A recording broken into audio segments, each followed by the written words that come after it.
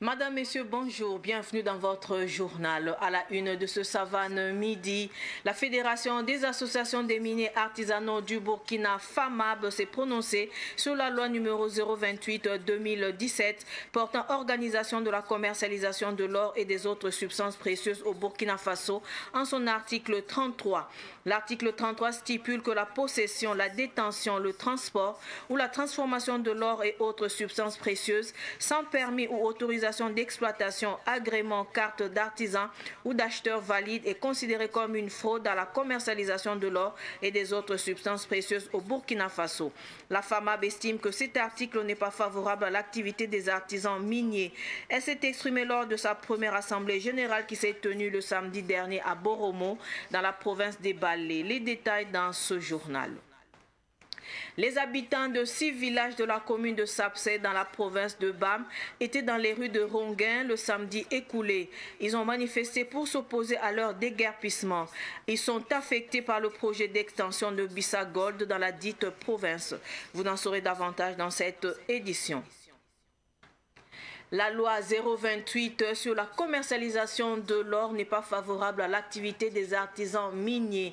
C'est ce qu'ont dit les artisans miniers du Burkina lors de la première assemblée générale de la Fédération des associations des miniers artisanaux du Burkina, FAMAB. Une première assemblée pour la FAMAB depuis sa création en 2022 afin de présenter la structure mais aussi discuter des problèmes du secteur. C'était le samedi écoulé à Boromo dans la province des Balé. Germaine Farama. C'est un millier d'artisans miniers venus des 4 coins du Burkina qui ont répondu présents à la première assemblée générale de la Fédération des associations des miniers artisanaux du Burkina, FAMAB. Une assemblée tenue à Boromo pour sa position stratégique. Des échanges, il ressort que le code minier actuel n'est pas favorable à l'activité des artisans miniers. L'article 33 est bien fait, donc c'est l'article 33 de la Brigade nationale antifraude qui est querellé. Cet article réprime quiconque détient une forte somme d'argent ou de l'or. Or, il nous arrive d'avoir par devers nous de fortes sommes qui ne nous appartiennent pas exclusivement. Donc, dès qu'on te prend avec de l'argent ou de l'or, on te le retire systématiquement. Alors, nous demandons au gouvernement de revenir sur cette disposition qui constitue la pomme de discorde entre les artisans miniers et le gouvernement.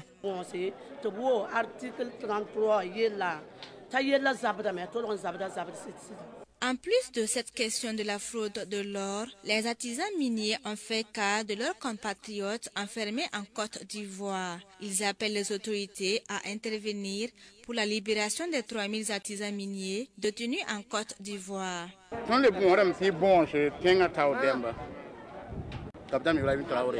Nous demandons au président capitaine Ibrahim Traoré de prendre langue avec les autorités ivoiriennes pour qu'on libère nos camarades orpailleurs emprisonnés. Ils sont écroués depuis dans des prisons sans jugement.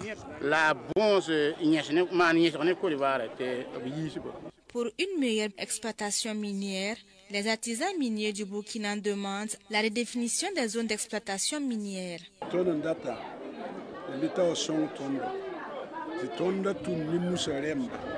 Notre doléance est adressée aux propriétaires terriens. Ils n'ont qu'à être compréhensifs. Si nos équipes découvrent de l'or dans une zone, nous rencontrons des difficultés pour travailler. Des propriétaires terriens s'opposent par moments à l'exploitation. Or, il nous est chanté tous les jours que la terre appartient à l'État. Alors, nous demandons la compréhension de tous.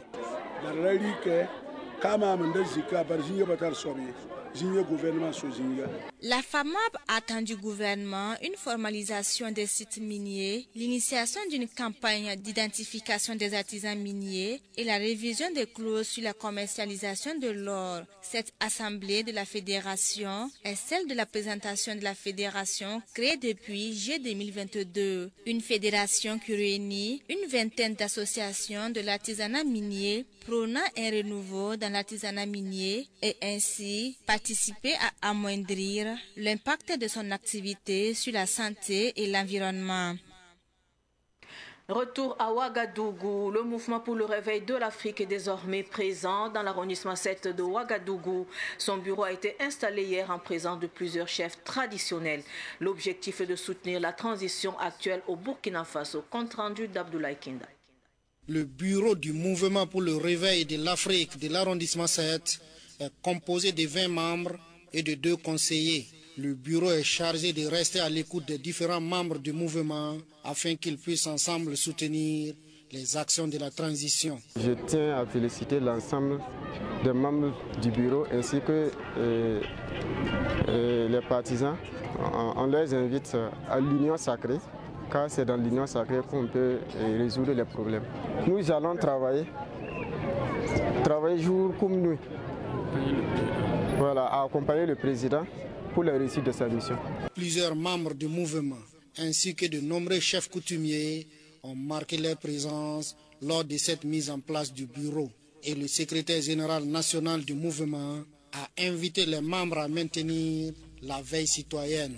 Notre mission, c'est d'élargir le mouvement pour le réveil de l'Afrique à ce que dans chaque arrondissement, accompagne donc la transition pour atteindre les objectifs et aussi donc de veiller pour la veille citoyenne. Dans les jours à venir, le bureau national compte installer dans les autres arrondissements, dans les régions, ainsi que dans les provinces sur le territoire national.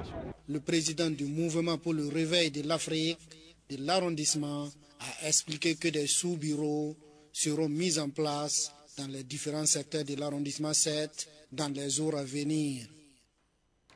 Je vous le disais également en titre, 6 villages affectés par le projet d'extension de Bissa Gold dans le BAM s'opposent à leur déguerpissement. Les habitants de ce village ont manifesté leur mécontentement. Ils demandent aux autorités d'être vigilantes sur ce projet. La manifestation a eu lieu samedi dernier dans la commune de Sapsé à Ronguin. Abdoulaye Kinda y était. À travers son projet Ronguin, la société minière Bissa Gold veut élargir son exploitation, mais qui affecte négativement 6 villages que sont Ronguin, Kuksabla, Mogdin, Sorgo, Toublongo et Koumnogo. Ce projet va à l'encontre des habitants de ces différents villages. On n'est pas d'accord pour la mise en place de ce projet, on appelle pour projet Ronguin. Bissa Gold. Il y avait un projet qui était installé ici, à Ronguin ici, à Pena Gold Roche. Burkina Chal, depuis 2006-2007, a légué le projet, c'est-à-dire le village, le territoire, à Bissa Gold. Ils sont là maintenant pour dire aux villageois qu'ils vont les déguerpir, ils vont par exemple aller construire, chercher un autre lieu, construire des maisons pour eux, voilà, leur donner des petits chambres et puis venir installer le projet, la mine ici, à Ronguin ici. Et la mine concerne 6 villages. Donc ça veut dire qu'ils vont déguerpir tous les 6 villages et puis installer la mine à Ronguin ici, Bissa Gold. Ils nous ont donné maintes fois des délais, mais les villageois ne sont pas d'accord, d'abord même, pour cette étude. Donc on dit non à chaque fois. Selon les manifestants, le déguerpissement de leur village affecte négativement leurs projets économiques, dont l'agriculture et l'élevage. Ailleurs, comme le village suivant, Bissa, Yimiou, Zanoko, Bouli et d'autres villages que je n'ai pas pu citer ici, la mine n'a aucune façon respecté ses engagements vis-à-vis de la population. Pour cela, tous les villages qui seront impactés par ce projet craignent de subir le même sort. Nous avons nos sites culturels comme les Ofuno qui sont ici. Nous avons des coutumes, nous avons des rites. Nous avons encore des tombes royales qui symbolisent notre histoire, notre grande histoire. Le créateur du royaume de l'Issiam, le Nabat Hassengo. Cette manifestation est une invite aux autorités d'avoir un regard sur le projet Ronguin. Le président Ibrahim Traoré et aussi tous les citoyens qu'ils s'élèvent et qu'ils mettent le projet Ronguin comme une priorité et qu'ils nous aident vraiment à nous débarrasser de cette mélancolie, de cette calamité, puisque ça va détruire le village. Les manifestants ont expliqué que malgré les menaces qu'ils subissent de la part de Bissa Gold, la société continue de présenter chaque fois un permis de recherche et non un permis d'exploitation. Symbole d'identité, le monument de la commune de Saba, près de Ouagadougou, l'est vraiment. Ce monument présente la richesse culturelle et historique de la commune de Saba. Les responsables de la délégation spéciale ont dévoilé le monument aux forces vives de la commune le vendredi dernier. Daouda Yameogo. Situé à l'entrée principale de la mairie de la commune de Saba, ce monument qui existait uniquement autrefois dans les documents officiels comme logo de la commune est désormais physiquement érigé. Il reflète l'héritage culturel diversifié de Saba. Dans bon nombre de communes, à l'entrée de la commune, surtout au niveau des intersections, en fait, il y a des monuments. Donc, si vous rentrez, vous savez déjà que vous rentrez dans telle commune. Donc, raison pour laquelle la délégation spéciale de la commune de Saba a décidé de réaliser un monument devant la mairie. Là, tout citoyen qui vient vers la mairie saura qu'il est à Saba. Josiane Cabré, ex-maire de Saba et initiatrice du logo en 2010, apporte des précisions sur les symboles de l'ouvrage. Unité, force, progrès, ça c'est en bas du logo. Ça symbolise l'unité des fils et des filles de la commune de Saba. Vous voyez l'eau, c'est toute l'aspiration de la commune de Saba. Qu'il y ait de l'eau, parce que sans eau, aucune activité n'est possible, aucune activité. Les deux épis, ça symbolise que Saba est une commune rurale qui a un côté urbain et un côté toujours rural où il est toujours possible de mener l'agriculture. L'âne est un outil de travail pour la population de la commune de Saba. Le marché de Saba est reconnu, son vendeur de Saba est reconnu pour la saveur et la succulence de la viande de l'âne que seuls les commerçants de Saba savent préparer. Nous voyons aussi la forge. Le nom Saba, ça veut dire Sabtenga, village de forgerons. Il y a un carquois et des flèches. Et ça aussi, ça symbolise la bravoure, les guerriers. Et dans l'organisation coutumière, les Tansoba sont ceux qui défendaient en tout cas le royaume aussi. En plus de ce monument, la délégation spéciale de la commune a réalisé des aires de parking. Le coût de ces deux infrastructures s'élève à 9 millions de francs CFA. Tout autre sujet à présent, l'inspecteur de l'éducation Sekou Oumar Sidibé alias inspecteur Rock a cette année encore respecté son engagement envers les enfants de la cité de Bassenko. Du spectacle, des jeux et des cadeaux ont été offerts à ces enfants à l'occasion de la 5e édition de la journée spectacle et cadeaux pour les enfants de Bassenko.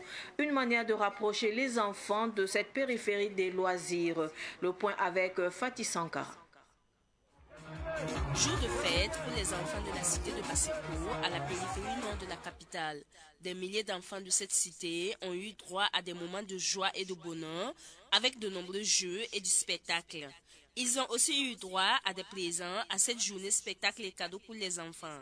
Jamila Compaoré fait partie des bénéficiaires. J'ai reçu un cadeau ce soir, je suis contente.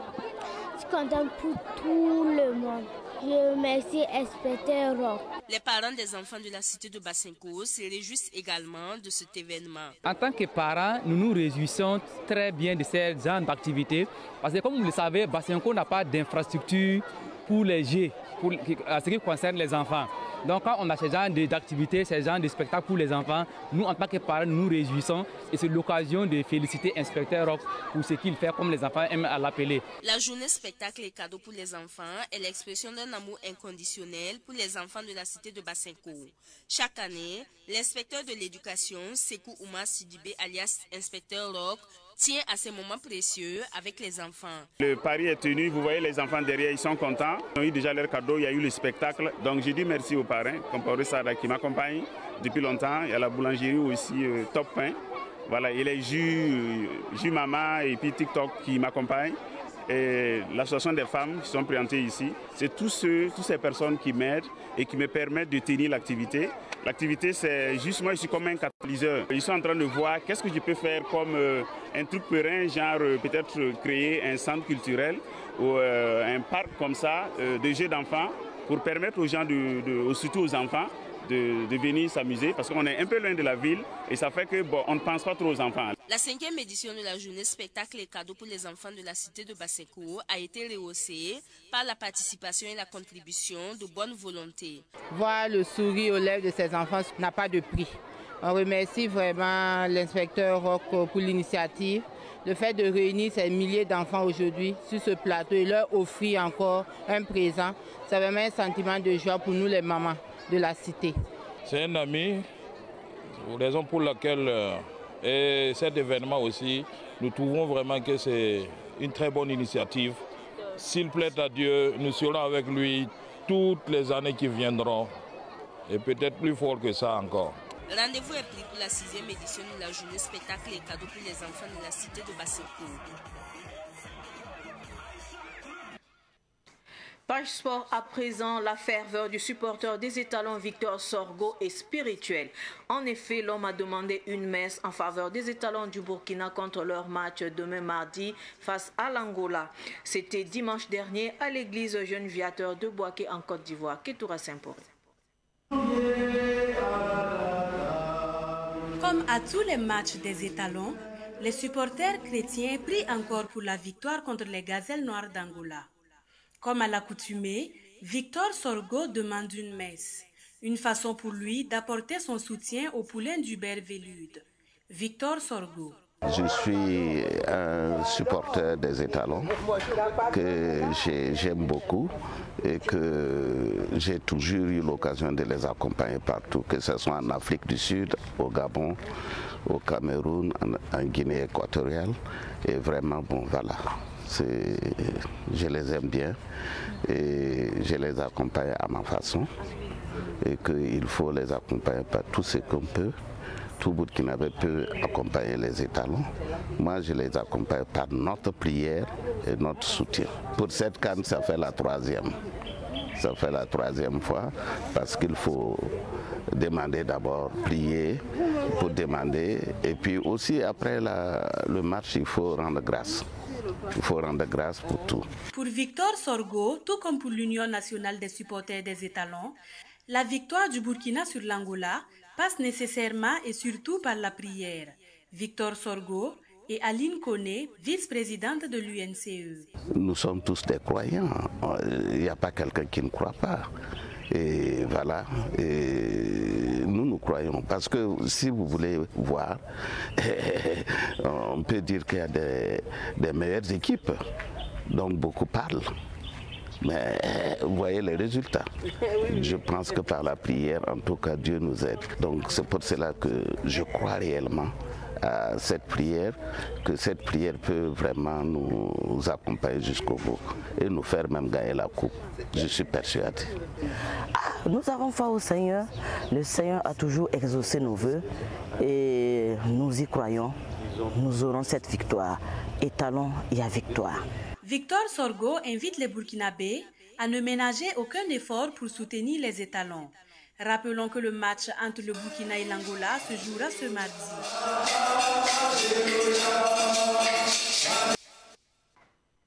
Nous vous proposons à présent de suivre l'intervention d'Alexandre Youkbaré, directeur général des sports. Il s'exprime après le match du Burkina contre l'Algérie. Il est au micro de Ruben Wilson Kodjo. Mes impressions sont bonnes. Quand je vois des équipes comme la Côte d'Ivoire en difficulté, de très grandes équipes comme l'Afrique du Sud en difficulté, des équipes comme le Ghana en difficulté, je dis que le Burkina pouvait mieux faire, mais déjà c'est pas mal. Nous avons pris 3 points au premier match. C'était un match assez approximatif. Au deuxième match, nous avions la victoire en main. Nous avons encore notre péché mignon qui traîne à nos pieds, la gestion des avantages.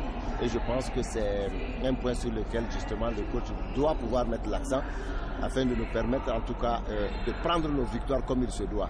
Sur le plan offensif, c'était pas mal.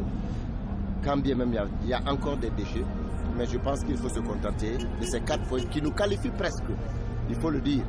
Ça veut dire qu'au dernier match, il faut que nous fassions tout pour ne pas perdre. Mais on aurait pu éviter tout ça en prenant nos 6 points ce soir, en allant fêter et en faisant tourner les effectifs. Bravo aux étalons. Merci à tous ceux qui ont prié pour nous. Merci au Burkina Faso tout entier. Merci à tout le monde par rapport à cette victoire et à ce match nul qui nous donne 4 points. Ok, en 2 matchs, nous ne sommes pas classés parmi les derniers. Loin de s'en faut, nous sommes classés parmi les meilleurs. C'est pour cela que je dis, parfois nous sommes plus exigeants que les autres, on dirait. Le Burkinabé est très exigeant vis-à-vis de lui-même. Les défauts, il y en a beaucoup. Je pense que le coach va les corriger. Et nous croisons les doigts parce que nous sommes sûrs que les étalons vont nous amener au second tour. Après la qualification au second tour, nous allons faire un bilan et ensuite nous allons voir venir et nous allons prendre en tout cas la suite de la compétition match par match comme on a l'habitude de le faire. Remarquez quelque chose, les étalons progressent dans les CAN en se bonifiant, match par match. Donc c'est difficile de nous juger sur 1 ou 2 matchs. Les supporters burkinabés n'ont pas le même avis sur le match nul des étalons qui a soldé leur rencontre de samedi dernier face au Fennec d'Algérie. Pakistan Maria Mouedraogo les a rencontrés peu après le match à Bouaké. Pour le seul match des étalons du Burkina contre les Fennec d'Algérie, le stade de la paix de Bouaké a reçu 33 501 supporters. Un match attendu par plusieurs supporters des étalons qui s'est soldé par un score de 2 buts partout.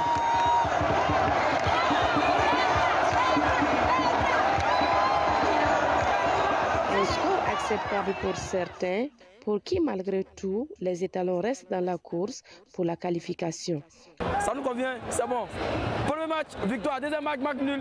Troisième match, victoire. Fort! Les étalons en ensemble. Le nul encore mieux que la défaite. On ne peut que féliciter nos étalons et leur dire bonne chance. Nous serons là encore pour le troisième match, Inch'Allah. L'Algérie a eu la chance. Sinon, c'était un 5 à 1, mais on a sciencé. Ils ont joué avec une combinaison parfaite. Mais aujourd'hui, bon, le match était très bon dans la première période et la deuxième période, ils ont un peu zaillé un peu compte tenu du rendement qu'on a vu aujourd'hui. Au niveau de la défense, bon, on a vu il y a eu quelques erreurs défensives et il va falloir que vous rectifiez cela. Et contrairement à la dernière fois, le match auquel il a suivi, bon, ils ont marqué grâce à un penalty. Pourtant, cette fois, ils ont bien joué. Sincèrement dit, moi j'ai trouvé le match super. Moi, c'est un sentiment de satisfaction. Il faut reconnaître que l'Algérie est une grande nation de football. Et le Burkina Faso, si vous regardez les dernières éditions de la CAN, nous sommes également dans le carré d'as. Et ça veut dire que c'est 2 grandes nations de football qui se sont croisées et nous nous sommes divisés la poire en 2. On s'est déplacé à Abidjan depuis à 6h du matin. On doit venir un match des étalons. Mais après tout, c'est notre pays. Voilà, donc les soutiens, quel que soit où ils jouent, on fait un effort pour se déplacer. Le Burkina a fait 2-2, c'est pas mal. Même si on voulait que ça ne soit pas ainsi. Les étalons se sont bien débrouillés, mais vraiment les supporters demandaient peut-être les 1-0 ou bien les 2. On remercie toujours les joueurs, mais de produire les efforts encore, de plus encore, parce que vraiment 33 000 personnes venaient supporter le Burkina, c'est un stade de 40 000, c'est que c'est grand. Nous on n'est pas découragés, on est très fiers d'eux, on attend le 3e match simplement pour se qualifier, pour être premier de notre poule. Ceux qui ont suivi le premier match et puis qui ont suivi celui-là comprennent que l'équipe est en train de monter en puissance, c'est ça le plus important. Voilà, parce que c'est une équipe qui est un peu diminuée, avec ses attaquants blessés, malgré ça ils arrivent à produire ce type de jeu, c'est déjà bien. Le nul, ça nous satisfait. On sait que ouais, actuellement le Burkina est en voie d'être qualifié. Il est déjà qualifié. Mais le numéro 5 qui est rentré après le 4 qui est sorti là, il n'a pas fait un bon travail. Pour certains supporters, ce match nul n'est pas du tout satisfaisant. Moi, je voulais qu'on fasse 3-0. On a fait 2-2, ça ne m'arrange pas. Mais ne me décourage pas. Franchement, bon, je ne suis pas trop satisfait, mais on garde les 4 points, c'est l'essentiel. Ils ont grouillé, mais ce n'est pas arrivé. On aurait pu remporter les 3 points la cadeau. Mais ils ont baissé la garde. Pour ce supporter algérien, c'est le temps qui a joué en défaveur de son pays. Si on est là à Bouaké, c'est pour supporter l'équipe nationale algérienne et pour remporter la coupe, Inch'Allah. Aujourd'hui, on a fait un match nul 2-2 face à un adversaire très agressif sur le plan physique. Mais on a pu faire mieux. Mais malheureusement, avec cette température, plus de 37 degrés durant tout le match, on n'arrive plus à gérer le match. Les étalons du Burkina iront chercher les qualifications pour la 8e de finale ce 23 janvier au stade Yamoussoukro. Ils joueront contre l'Angola.